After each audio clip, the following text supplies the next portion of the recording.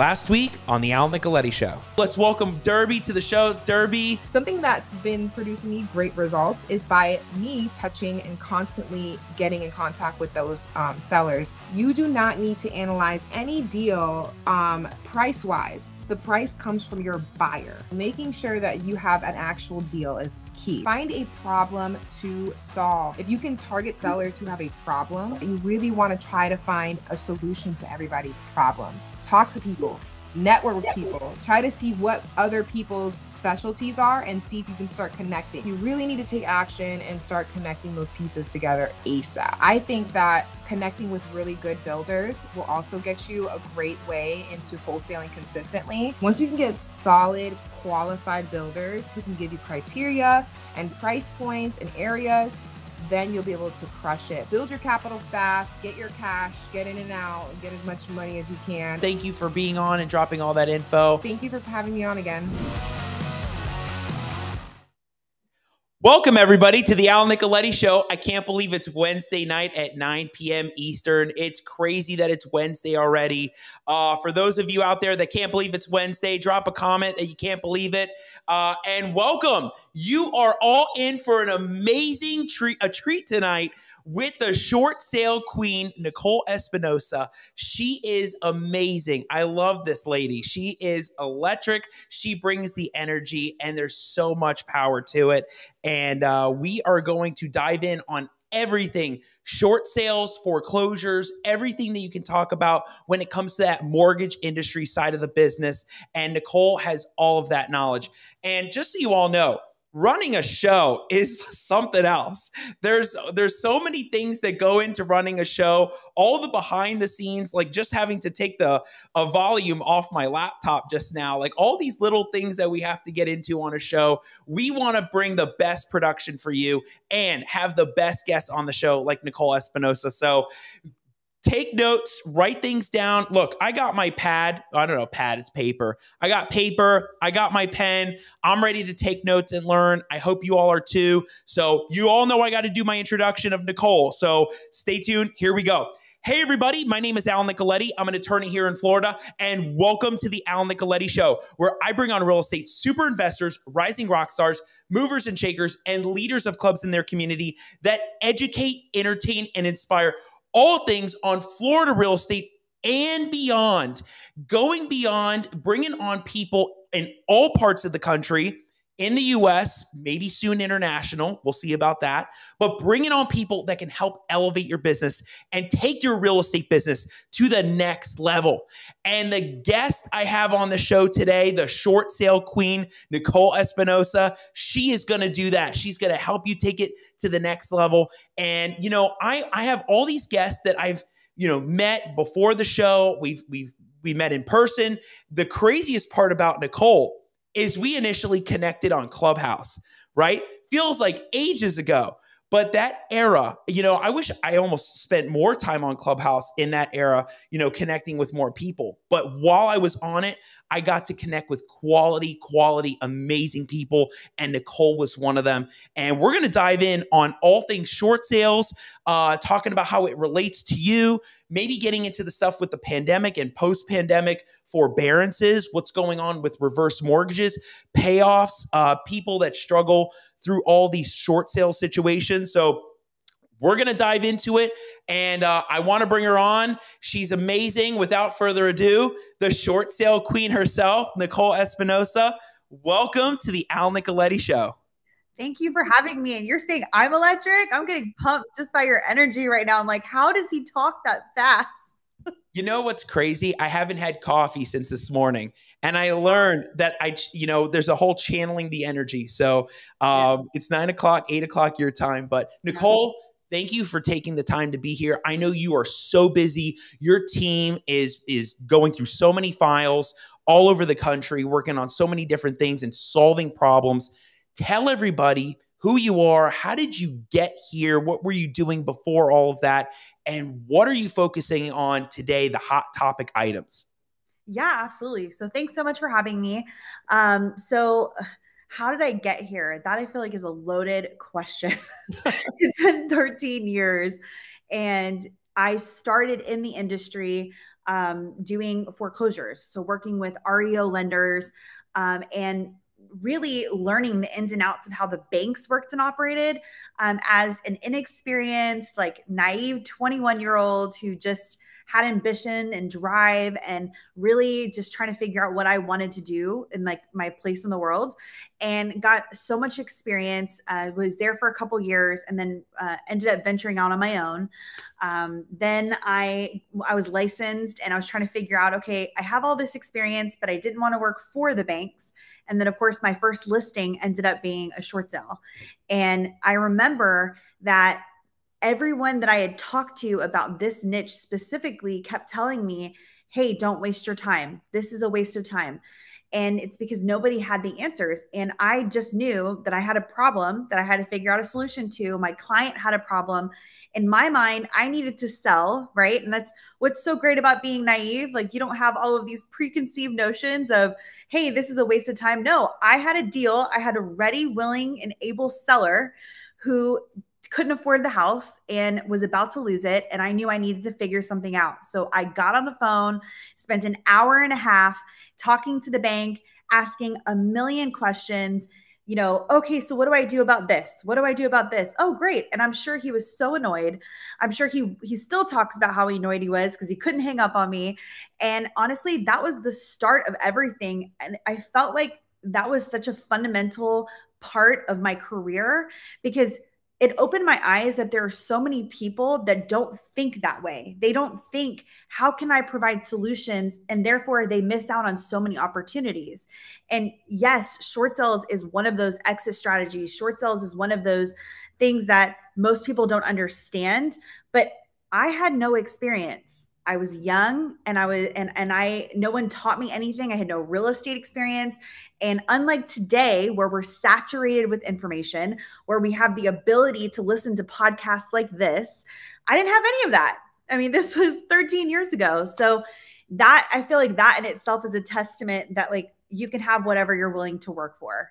So fast forward, I started, teaching about it. Once I not perfected, right? Because we're still perfecting it 13 years later. But once I developed my process, then I started teaching it. And that's how I built my reputation, because I literally was teaching other people how to do what I did.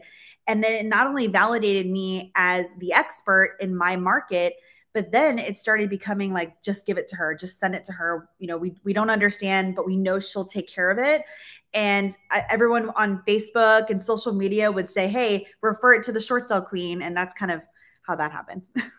That's how I say it, right? Like, she's the short sale queen. Like, she's going to figure this out and figure out how to deal with those crazy situations, right? So anybody out there that's watching, just so you know, you have a question for Nicole. We love the fans out there. Drop your question in there. We will get to it because Nicole and I have things that we're going to talk about and bring value to the show. So love that everybody's watching, but make sure we'll answer those questions later. And for a lot of people out there, one of the reasons I really also wanted Nicole on the show was because the market just feels like it's in an interesting flux right now. We don't know what's happening. There's a lot of volatility out there. The stock market's all over the place. And then the real estate market, the inventory's at an all-time low. But now the Fed's raising interest rates. They just raised it like, another 0.5 point. And so having Nicole on as an expert to see what's happening in the industry on the ground level and on the data level is incredible, right? So we get so much value. So Nicole, tell everybody about the short sale sides of things. I remember you were saying like a lot of people don't realize how short sales relate to their business, right? They think, oh, there's a lot of equity in that deal. But then I was like, well, there's no short sale if there's equity. But you're like, yeah, but what about all the other things that come up? So let's talk about how short sales actually can relate to a lot more people. Yeah. So I think the biggest thing when it comes to short sales is that people don't know how to identify it, right? So it's almost a lot of like real estate investors specifically, they're like, no, it's not a short sale because no one said it was. Like that's not how that works.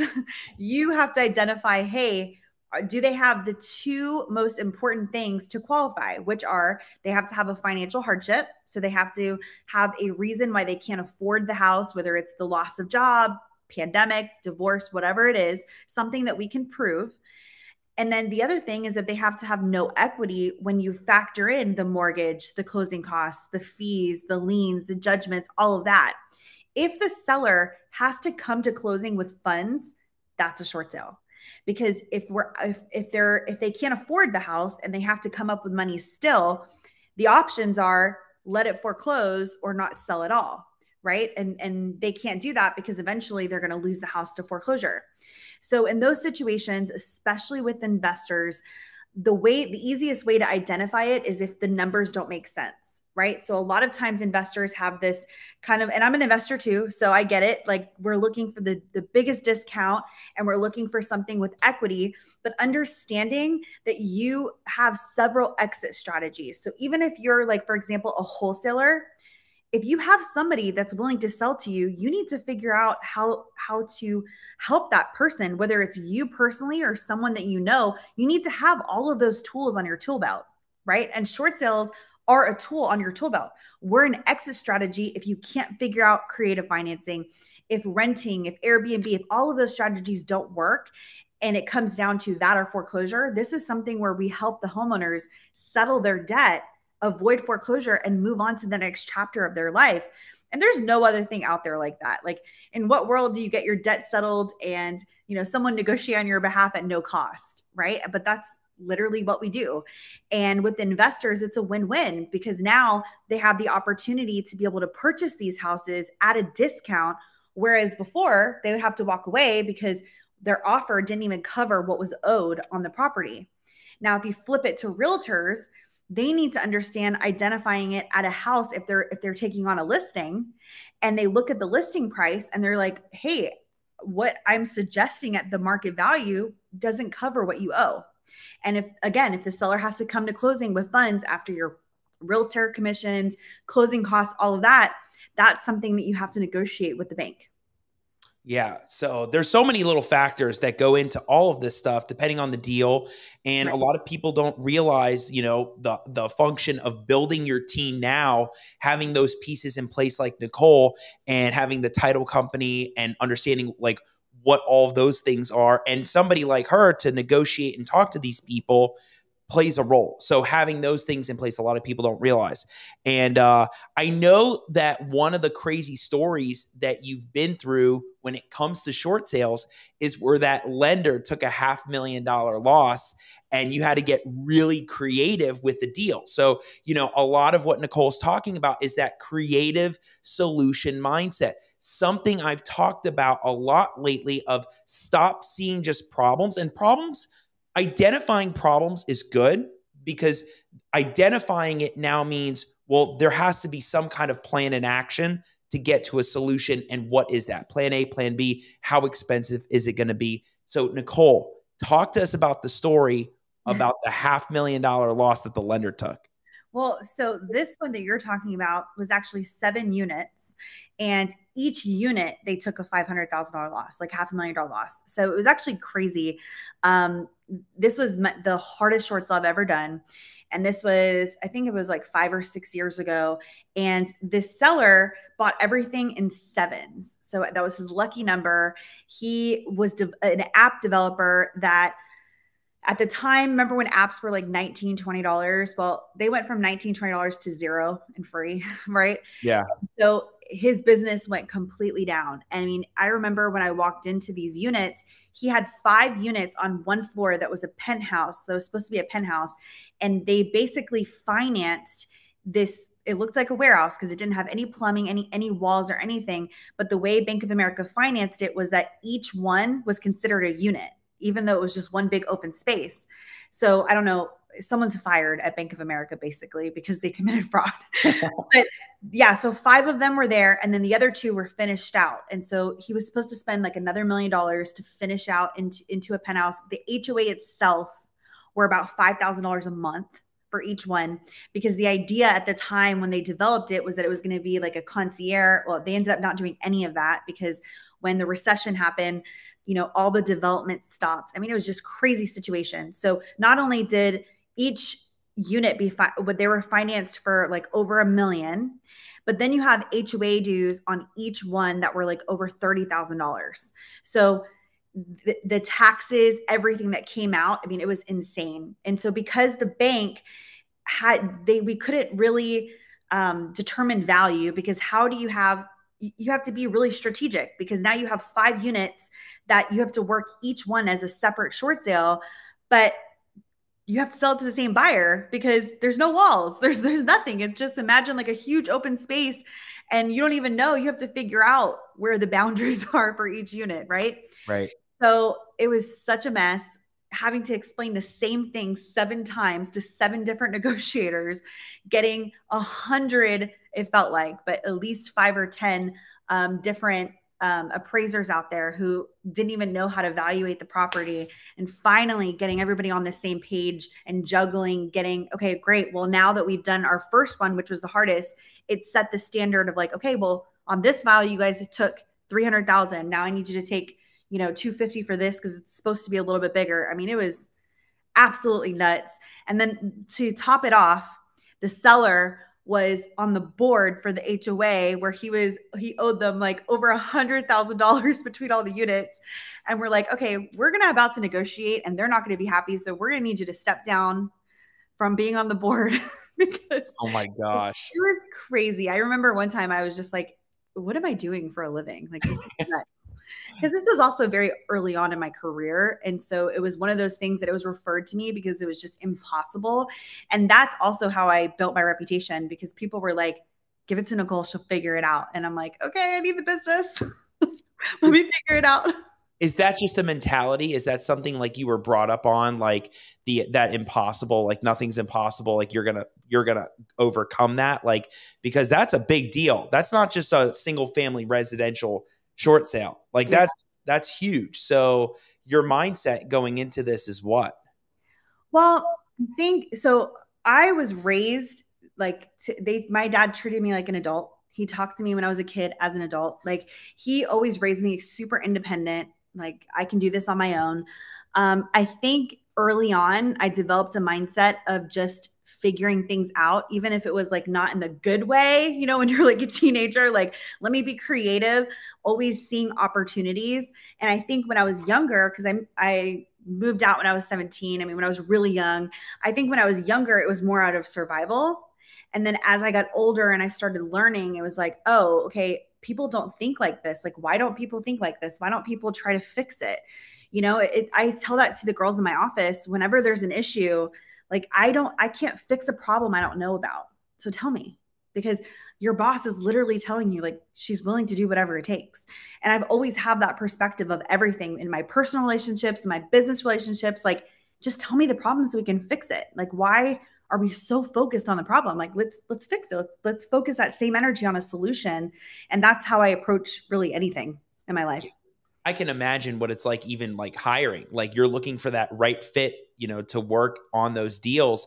Like, you're probably like, Nicole's like handing them a puzzle. It's like, here, you figure it out. You let me know what your thoughts are. I'm there though. I'm challenge them, right? It is. I will say that if you talk to any of my staff, that we have an amazing culture. And it's because they've all bought into the vision of what we're trying to do and what we're trying to accomplish.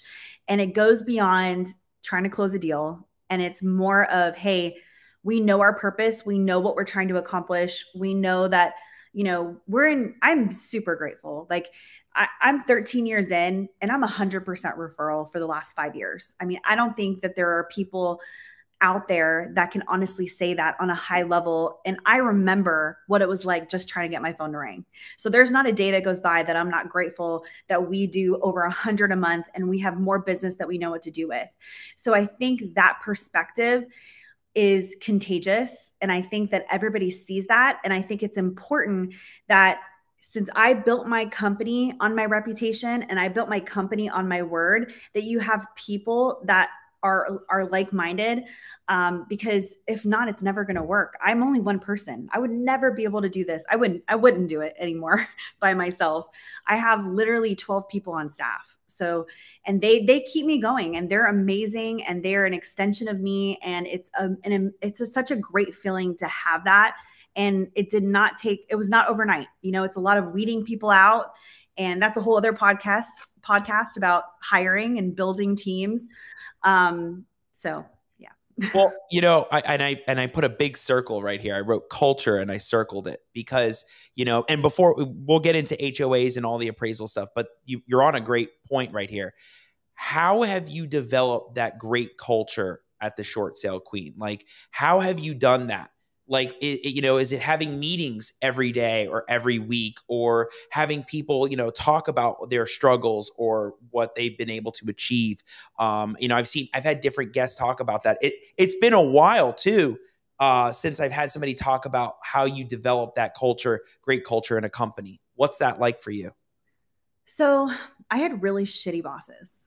I mean, really shitty bosses. Like, they never saw my potential. I always, when I was younger, I was like, we could do this so much better, you know, and no one ever took a chance on me. And when I broke out and I was like, I know I can do this. I know I can do this better.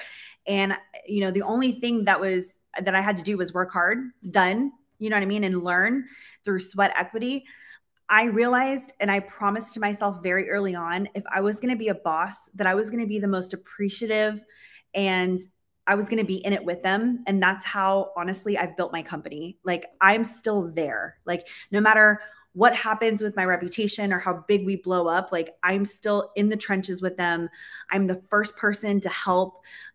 Let me do it. I'll grab the phone, like, no problem. Like, I constantly tell them how much I appreciate them. I value them, because truly the disconnect is when the people at the top forget that the reason why they're where they're at when they get big is going down to the basics of like, hey, these are the people that brought you there, right?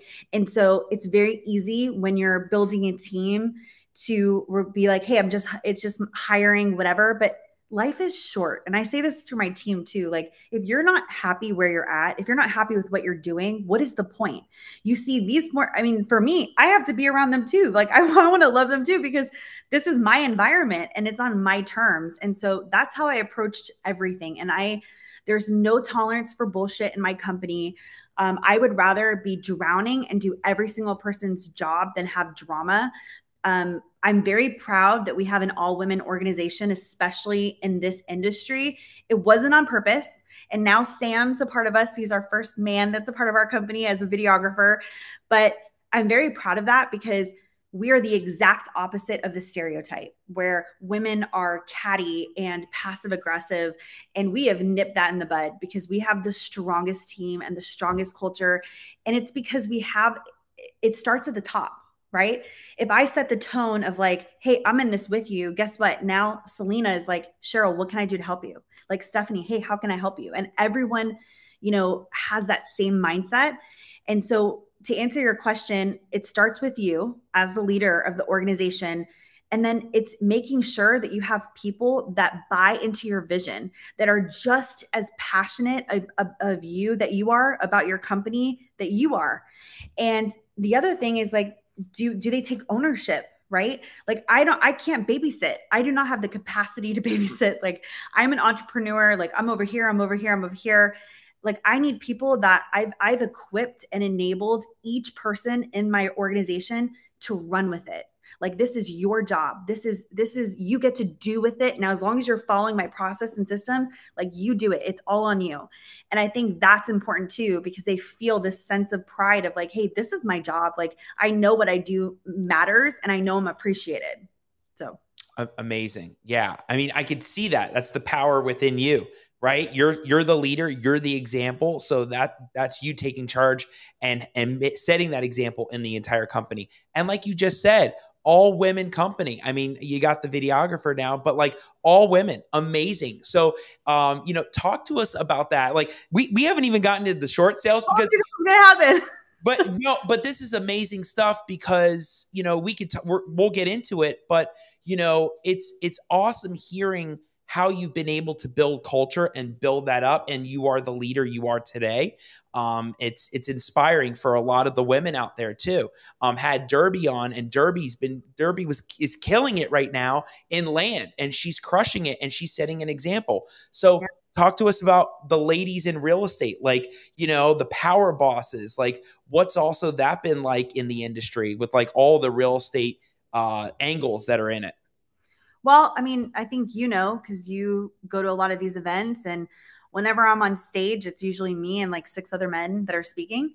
It's never a lineup of women. And I am definitely not like a feminist or whatever. I just, it's the same thing, right? Like I put on clothes every day, just like you. Like the thing is that there's so many people that really truly don't believe that that it's possible that they can be that person.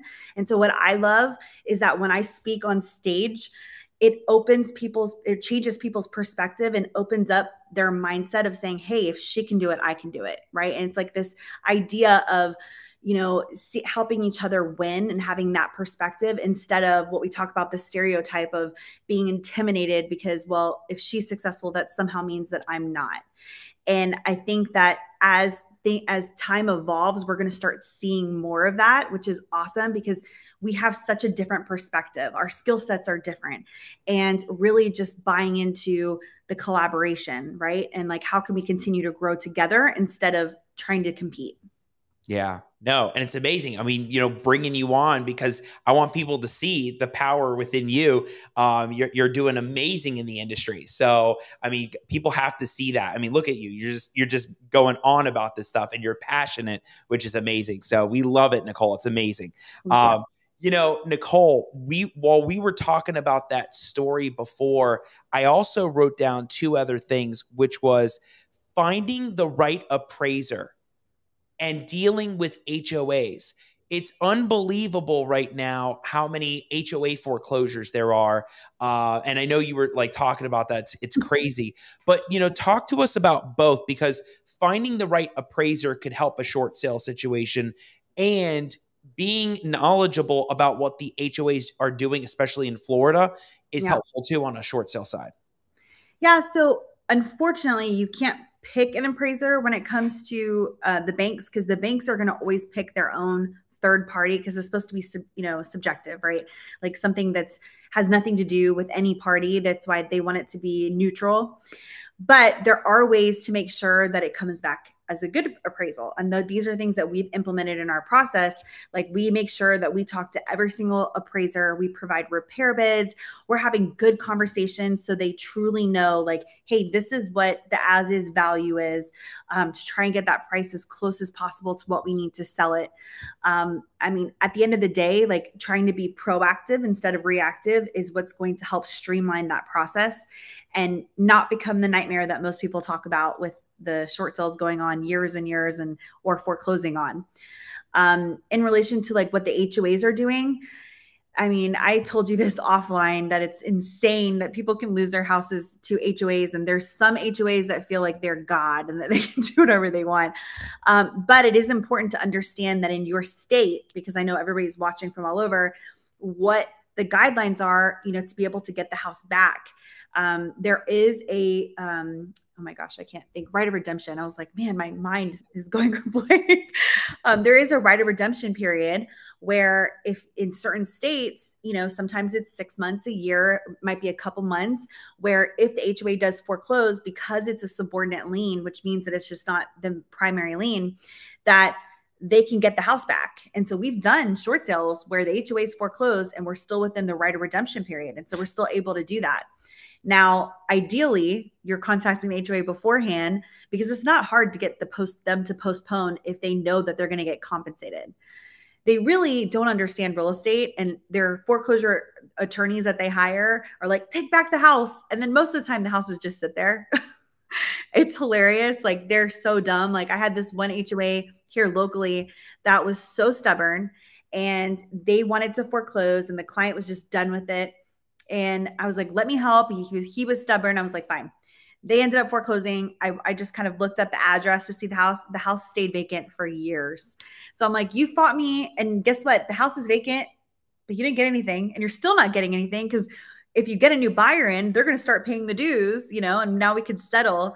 And so it's all the way you negotiate. But it is important to understand what that redemption period looks like, because again, another solution, you could still do a short sale even if they do foreclose. Great point right there, right? So a lot of times it can already go to auction, or maybe you're like right before it. So there's a lot of different ways like you can play with that. And like that's where Nicole's specialty comes in. And she'll talk about like the course, the program, like all the different ways you can educate yourself through her YouTube channel, amazing YouTube channel that you got to check out, but also all the things that you can go deeper with her on in the education. We'll get into that. But Nicole, so many of the people that watch and listen to the show are always thinking like, how do we get into this more? Like, and we'll talk about market stuff and where it's going and what COVID did and all the forbearances. But what are people looking for when they want to get into this with the pre-foreclosures? Like, what are those things and identifying objects? Yeah. So I think it's important to understand that if you're going to be marketing to pre-foreclosures, that you understand that this is a different type of seller, right? This is a motivated seller in the sense that they have no choice. Not that they're motivated to actually sell. And that's a huge difference, right? Because we talk about motivated sellers where their pain points is that they need to sell the house, but usually it's like probate or, hey, they might have like a lien or whatever. No, if they're losing the house, they're going to do anything possible to try and keep it, even wait to the last minute and be delusional and end up losing it anyway, right? So if you're going to be marketing to these type of people, understand that there is a high level of delusion. So if they're delusional, you need to learn how to speak their language so that they can come down to reality, right? That you can be the voice of reason without them feeling like you're trying to push them into something or sell them on something. People that are in pre-foreclosure are heavily solicited, but most of the people never are able to connect and build rapport to actually get that client on board or get that seller on board because they don't know how to educate. And so that's where we come in, where we've built out an education platform. I mean, there's so many videos I do for free on YouTube. Like you could literally go down the rabbit hole, never pay me a dime. This is like my gift to the community. Like you're welcome. I wish someone would have told me this when I was building my business. And I try so hard to just put as much information out there as possible. But that's a great place to get started. Like if you want it, if this is something that you want to do, like go check it out for free. And then if you're like, hey, I want to be trained on this, then we have an education platform where we train you in our boot camp, where we train you in our masterclass. Like that's great. But figure out first, before you even join our community, like figure out first that this is something that you want to do. And I will tell you that when you're able to provide solutions, when you have this kind of knowledge and education, you're automatically setting yourself apart from everyone else, because this is the one area that most people don't understand. And here's the thing, they're not willing to. They're not willing to learn. Let's be real. Most people in the industry barely do the bare minimum. So now you're going to go a little bit above the bare minimum, and there you go. Now you've eliminated everyone else. So if you want to have a successful business where you're in that place where you're like, I want to do something different than everyone else, and I want to, differentiate myself, like this is a great niche to get into, because once you have that knowledge, like no one can take that away from you. It's invaluable. Yeah. And I like how you're talking about like the idea of just educating the seller just to get the lead, right? Like it's not all about like, here's the contract, sign, and then we'll figure it out, bring it to title. And that's something I've talked about too with probate lately, is like, it's not just all the information. No. It's applying the education that you're getting, right, and really molding it to each seller. Because you and I both know every seller's different. Like everybody out there's different personalities, different reactions, different tones. So you really got to learn this. Yeah. Different objections. You never know what they're going to say. They hang up the phone. But also I like how you're talking about, getting your pieces in play, whether it comes to title and understanding and getting educated on the title end, right? The importance of having a good title company so you know what you're dealing with. That's huge. Absolutely. Yeah, so big. So, when it comes to this market that we're in right now, Nicole, we were just through the pandemic, and all the banks, they were like, oh, we'll play the deferment game, defer. And then, we'll wait down the road a year, 2 years later, and there's going to be a big forbearance in the end. And so many, at least I've heard, there's a lot of properties out there that have those situations where there have been deferred payments. And a lot of people on the investing end are thinking that's an opportunity, because if the bank says, hey, all that money's due, now they're going to have a problem. Who's going to have all that money to pay? But on the seller side, it's a tough situation because they also don't want to lose their home or be in a deficiency. They don't want to have any personal liability. So talk to us about where that market's at with all the forbearances post-COVID, or maybe some of the crazy things that you saw during COVID. Like, I'd love to know. I heard a lady I was on the phone with one day. She said, like, Chase was like, oh, yeah, don't worry about it. You know, we'll just defer that payment. No problem. And I remember being on the phone going, no way. Like, there's no way that just happened. What is going on out there that we don't know on the ground level? Like, I even want to know. Yeah, I mean, it's nuts. I remember when you talk about the pandemic in 2020, I did this rant on Facebook that went viral.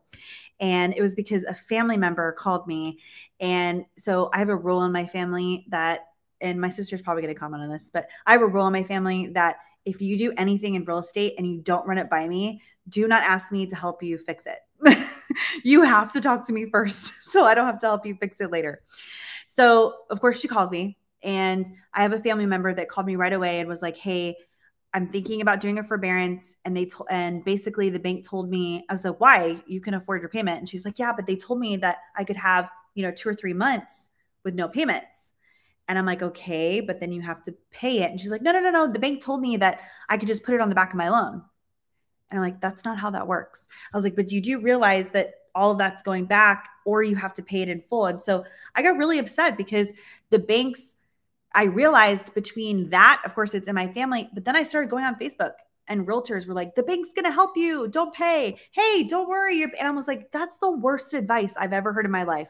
Like, you are literally supposed to be the leaders of the community where we're supposed to know what we're talking about. And you're telling people not to make their mortgage payments. And as a result, 10.1 million people in 2020 were under forbearance.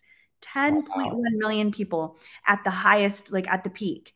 So that's a mind-blowing number. Like, when I also did a video on this, that in 2021, that when, this is when I did the video, that when you go back to the peak of foreclosures in 2018, it was at 6 million, 7 million. And you're just like, holy cow. Like, and that's when the market crashed, right? So when we look in perspective, we have so much misinformation out there. And as a result, when you have your own lender telling you, hey, don't worry about it, well, now it's time to worry about it. Because now what they did, and this is not a political statement, because I know whenever you say something about a president, people freak out. But when Biden came into office, he pushed the can down the road because he didn't want his name associated with flood of foreclosures, right? So he kept pushing forbearance, Well, what people don't understand is that a forbearance is temporary. It is not intended to be more than 2 to 3 months. So when you're going on 2 to 3 years, if someone can't make one mortgage payment, how are they going to make 2 or 3 years worth? And then on top of that, most of the people's hardships didn't go away. So now I can't even afford my regular mortgage payment, never less this 40, 50, 60, whatever $1,000 bill. And so now people are trying to get help and figure out, like, okay, do I sell? I want to keep it. There were some people last year that were like, hey, and they're talking to us and they're like, hey, we're going to just sell. Like, we realize that we don't want to waste the opportunity to cash out, whatever. But most people aren't that level-headed. So now we still have people that are dragging it out with the bank, not getting approved for the loan modifications that they were told, hey, I can just casually add it to the back of my loan. No, it's a process. You have to go through the process to get approved. A loan modification, you have to submit the same thing you do in a short sale and go through a financial review. Well, guess what? If you have no income, you're automatically denied. So now you just got this horrible advice where maybe you could have figured something out. And now you're in a situation where you don't have a choice because you're already years behind because you didn't get all the information. So as a result, we now have loan modification applications. It's insane. We've even had in the short sale department, we've had people that are taking so much longer because they're hiring like crazy. So that in itself is an indication, that coupled with foreclosures, 34% month after month, they're increasing. So there's so many variables of like, okay, wow, the next 6 months to a year, we're going to see more inventory because we're going to see more people from that 10.1 million number that are no longer in forbearance, but that are freaking trying to hold on, trying to figure out what to do. And of course, it's not going to be everyone. Of course, there's people that, have gotten help or whatever. But the one thing I always get is, okay, well, if they have equity, just sell. I'm like, if you say a comment like that, you have never talked to someone that's in pre-foreclosure. Because if it was that logical, no one would end up in foreclosure. They don't think that way. They drag it out until the last minute, until they have no more options. So it's crazy to see it play out now, especially because in 2020, I did that rant, and now we're starting to see the results of it.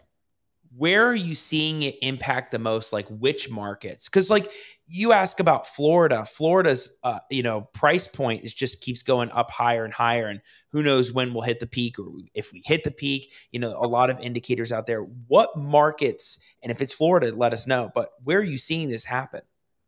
I mean, we're doing deals all the time in Florida, so it's just really going to depend on the area. Now, as far as which areas specifically, I mean, every month it changes.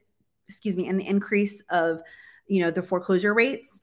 I can tell you that New Jersey, off the top of my head, like New Jersey, Nevada, like those are ones that always get on the list. At one point, we had a ton in Texas, which was crazy to me because we have such a strong market here. I think overall it's increasing just all across the board. But like I said, it fluctuates every month based on that area and the rates, because every month it's like, okay, these are the top states with the most foreclosures. And they're also, the reason why is because if it's a judicial state, it's going to take a lot longer. So all of the non-judicial states, those are the ones that have the most, just because they can foreclose a lot quicker. They don't have to go through the courts. When you have a state like Florida that's judicial, it's a much longer foreclosure process than you would in Texas. In Texas, it takes about 5 months. In Florida, it can take years. Yeah. Because they go through court, and we kept getting, postponements and things like that. So I think that is also an indication of why it's taking so long in certain states, not because there's not a need, but because they have the ability to postpone a lot longer. Yeah. I've seen some foreclosures like down in South Florida take like 7 years, 8 years, and still ongoing, right? Still so many of those happening out there. But, Nicole, the other thing that we wanted to talk about was the struggle that some of the investors and title companies have when it comes to getting payoffs. Reverse mortgage companies are notorious for this because they say they don't have anybody of authority to be able to get that payoff, right?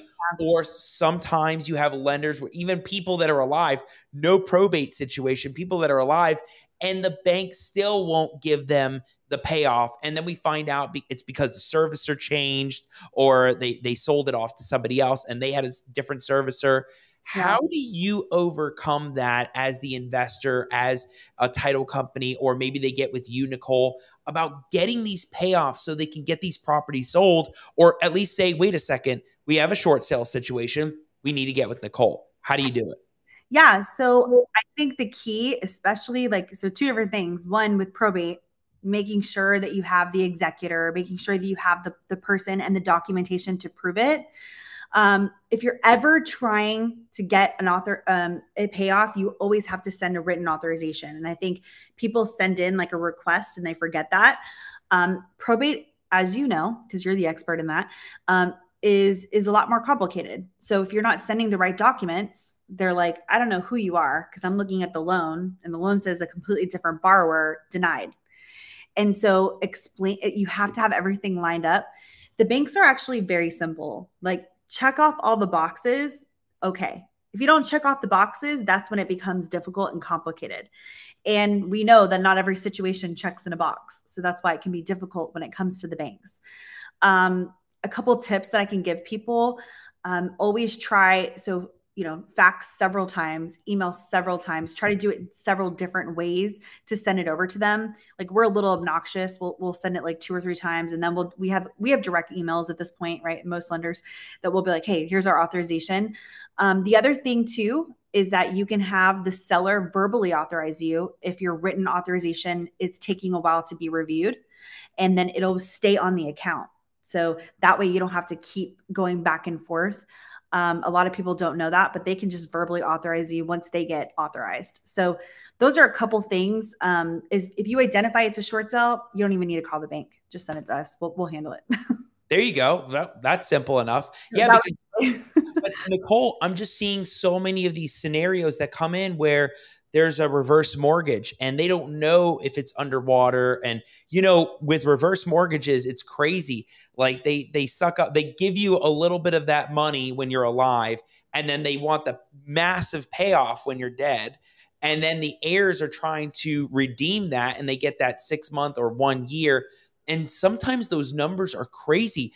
I remember there was one I saw 4 years ago, and over 8 months, they added on like $50,000, $60,000 in interest, and they were almost at a short sale situation. It was really close. It is such a predatory loan. Like it should be illegal, because the majority of the people that I know that get reverse mortgages, they have no idea. They're almost pitched as if it was a line of credit, like a home equity loan. And it's so sad because of what you're saying, that, what's the point of home ownership? It's to build equity and leave it to your heirs or whatever. And the majority of people, and I'm sure you know this too, or you experience this too, they are clueless and they're pissed when they get that payoff.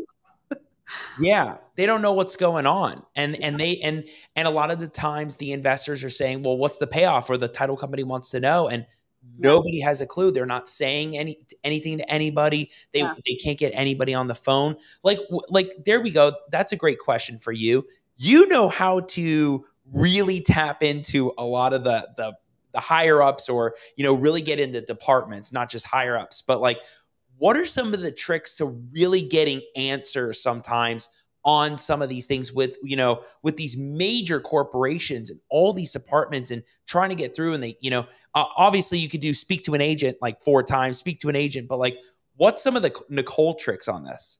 All right. I'm going to give you the best advice ever. Are you ready? Go for it. 2 things. You're either talking to the wrong person or you're asking the wrong questions. That's it. If you're not asking the right questions, you don't know how to navigate through the situation. You don't need to be the expert. You don't have to know everything. You just have to know what to ask.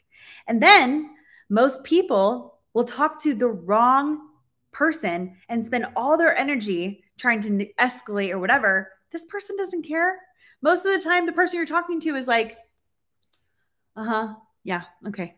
I mean, they don't care. So you have to know, like, okay, I'm at a dead end here because this person is not going to help me. They don't have the ability to help me. They're not capable of helping me because they don't have the authority to.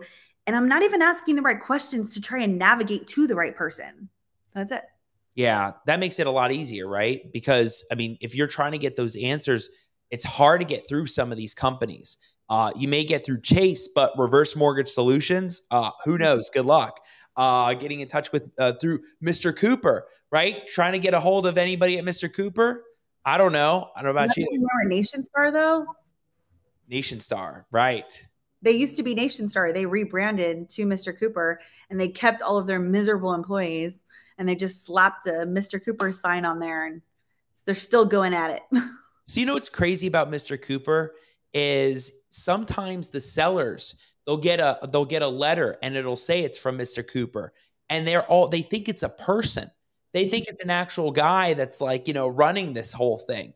And meanwhile, I don't know why they called it that. I don't know if there was like some personalized reason for it, but it looks scary to sellers when they see that. But really, it's a corporation. It's an entity, but it's one of those entities that's so hard to get a hold of. Yeah, they're very slimy. Mr. Cooper is one of the worst. Nation Star actually went through so many lawsuits that they had to rebrand. So they went out of business, and well, not really, right? They just rebranded as Mr. Cooper, and then crazy. Now we can go on and on. Nicole, I have so many people that are watching. I have amazing fans out there. I want to do some shout outs, get to some questions that they have as well. Patrick's watching. He's in the house. Robert Rodriguez, my guy right there. He's in the house. And Cindy Lucart, she asked a great question. How does one reach the short sale queen? Well, we'll put that info on the bottom, and we'll make sure at the end, Nicole tells all about everywhere you can find her, all the socials, the phone number, the email. we'll make sure, because when you run into that situation, you got the short sale queen. And Keandre's in the house. Keandre says, great topic tonight. I'm going to have to watch the replay. Absolutely. And don't just watch the replay. Go to Nicole's YouTube channel, and she's got thousands of subscribers, amazing content that you can like sit all night and scroll and watch, and you can learn about this stuff because like Nicole's talking about, it's about educating yourself. Educate, educate, educate. So I'm glad you're there. Paul Vincent, the Vincent Bros are there. Here are some stars. I love it. Love that he's watching. Donna Perry. Donna says, do you think there will be more short sales coming up? Absolutely. I think that what we're seeing now more are pre-foreclosures and people that are distressed, but they have equity. And so now it's like, how can I connect with these people to get them before they lose it? We have a lot of clients that in any other market, they would have had to do a short sale, but now we can sell it to where they're breaking even or even making a little bit. But as inventory starts increasing, as we have, interest rates, where they're increasing to where buyers are losing their purchasing power. There's so many things that are happening that I truly believe in the next 6 months to a year, when you have all that going on, you're going to have more people that are even further behind and have lost their equity. And now you have more short sales. So I think next year is going to be a completely different market. I truly believe that. I think 2023, we're going to see a huge change. Interesting. More flat and bumpy, and maybe like a correction 5-10%, or like— I just think it's going to be so much more balanced. I think there's a lot of realtors that have, and a lot of investors that have kind of ridden the wave, gotten real comfortable, and they've never been through that down. They've been through the up, but they've never been through it down. And there's a lot of people that are going to be out of the industry because of it. Interesting. Yeah, a lot of more agents out there than ever, right? Kind of feels like where things were with 06, 07. Everybody wanted to be an agent, right?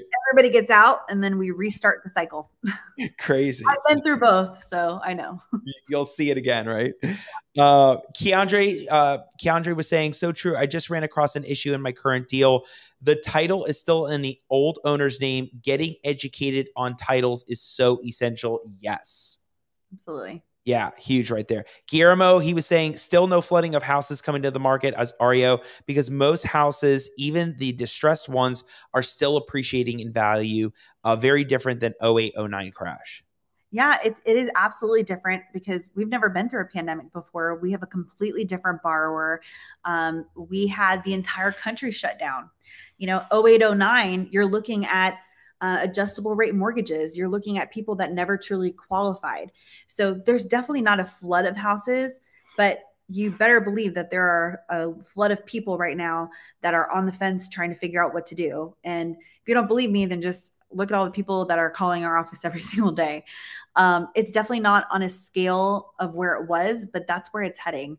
And the thing about data is that it's behind. Right? We only can collect data on things that have already happened. So what I'm telling you is things that are happening behind the scenes that no one's going to report about yet, right? No one's going to say, wow, the bank has a lot of applications, right? But that's indicators. Like we can predict things based on indications of things that have happened before. And so I'm telling you, hey, these are indications that things are happening. Yeah. And it's going to keep happening. So you're seeing, right? It's going to just keep happening. Crazy. And then Guillermo, he was saying, my man Al says that ask the right questions when talking to heirs.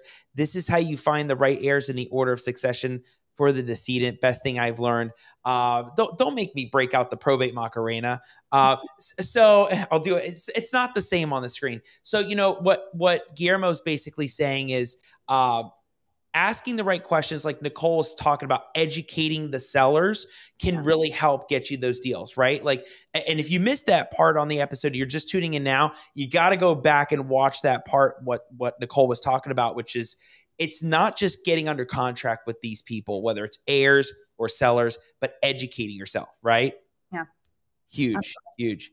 Well, it's great. I mean, everybody out there, Nicole, we're going to put all your information up there. And I know the one thing that you wanted to also talk about, which was the importance of educating yourself on this stuff, right? So much content, so many podcasts, so many videos, but really honing in and focusing on educating on the right material and the right people, the right things. So talk to us about that, because you have all your content out there, but educating and learning the stuff now, you don't have to know everything, Right. but knowing that now is huge. Yeah, I think it's really, if you're going to be an investor, you have to know the basics so that you can have those conversations. If you're a realtor, you need to know how to educate the people in your sphere of influence, in your community. You know, just like you said, you don't have to know everything. You have to know enough to be dangerous so that people seek you out. People are looking to you for information, and that's how you build a brand. That's how you become valuable, you know, in the community and in your business. And we focus heavily on providing value and making sure that they're tactical things. I personally don't like talking unless I have something to say. And you know, I know so many people that just love to talk, and I'm just not one of them. So if I'm going to talk and I'm going to do a video and I'm going to teach a class, like I want you to walk away with things that you can implement today, because information is absolutely useless if it's not applied. So you can go on YouTube and even today, if you've learned a lot, hopefully you guys got a lot of value from this, but if you learned everything and then you don't do anything with that information, it was a waste of time to consume it. And so it is very important that you're intentional, because you know, we live in this society where, like you said, podcasts, this, shiny objects, this, that, or whatever. And so really dialing in and focusing on, hey, if this is what I want to do, like going all in. We have our masterclass, which is a great way to get started. It's a 1-hour class to kind of show you the process and really show you what our education program is about. We do that every month. And then we also give people opportunity to ask questions live. And then we talk about our other programs in the masterclass. But I always tell people, do that first. It's like $30.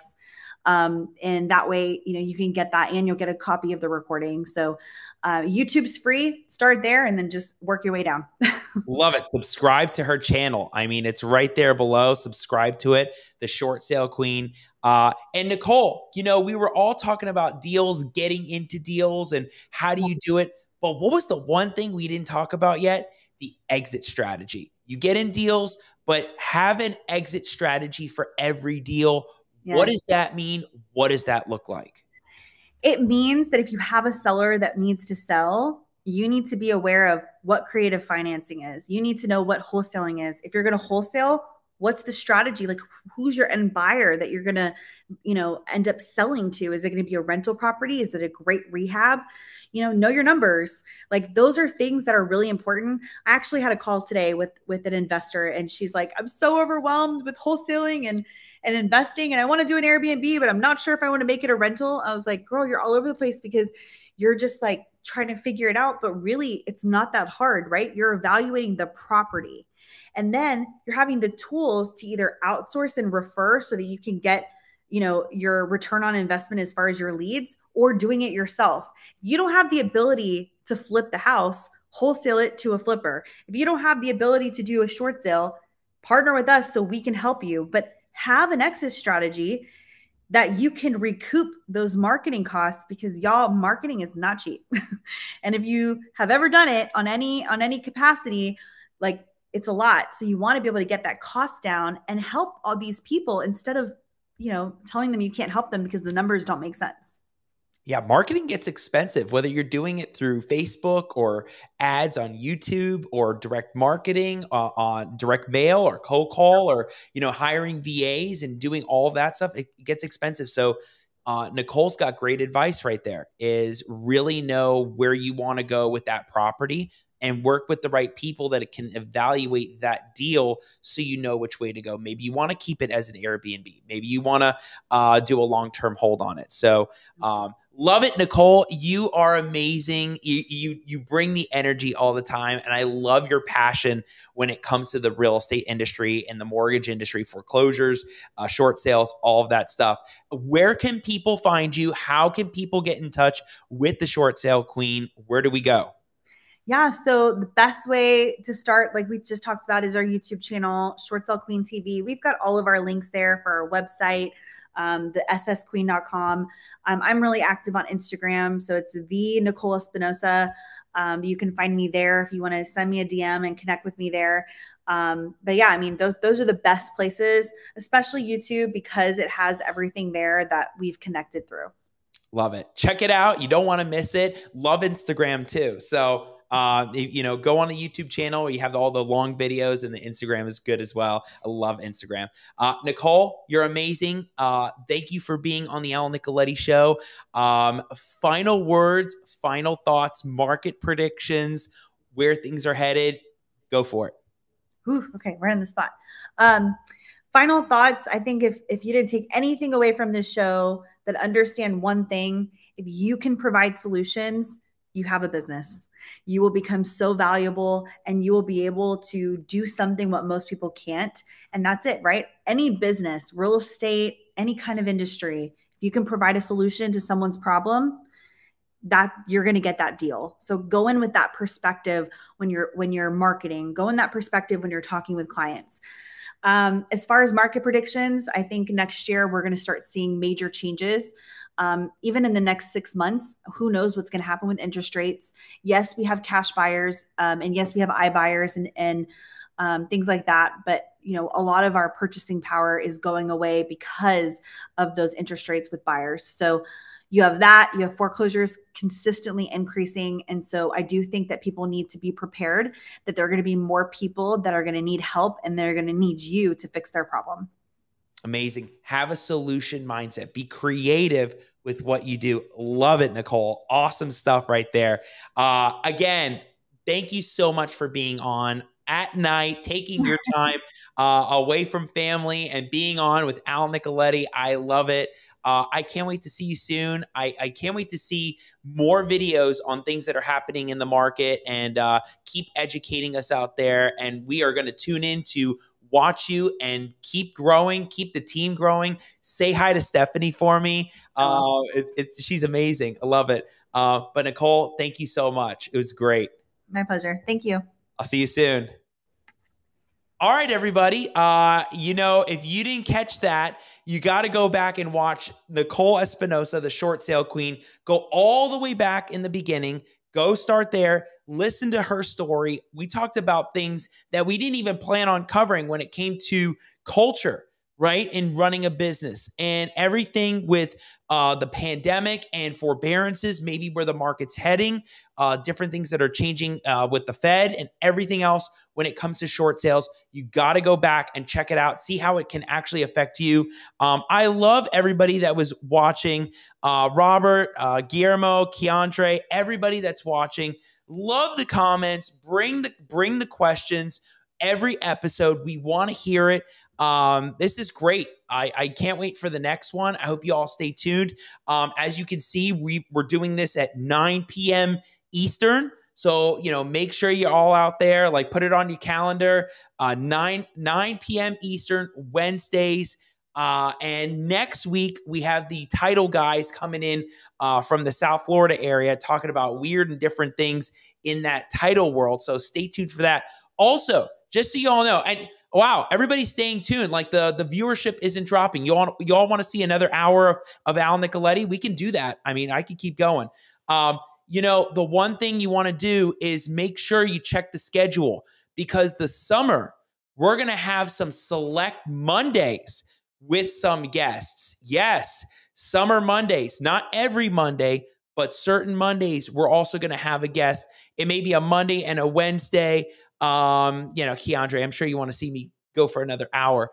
Monday and Wednesday, we'll have maybe a double header, sometimes Monday, but stay tuned to the schedule. I can't believe it's almost the middle of May. We're about to hit the summer. So many guests coming up. It's going to be amazing. And I love all of you watching. It's great. Yeah. Encore. I know, right? Do it again. And now we're going to talk about probates and, quiet title and get into all that stuff, right? So love everybody out there. Love you fans. Thank you so much for watching the Short Sale Queen, Nicole Espinosa's episode. Go check it out. And you can find all the amazing content on the Al Nicoletti Show on iTunes, Spotify, Google Play. I'm sure there's a whole bunch of other things. And check out Al Nicoletti on the YouTube channel and Instagram at Attorney Nicoletti, Facebook page. I'm sure there's going to be a bunch of other things. I'm not on TikTok yet. We're working on that, right? Eventually we'll get there. So I'll see you all next week on the Al Nicoletti Show. Take care. Good night.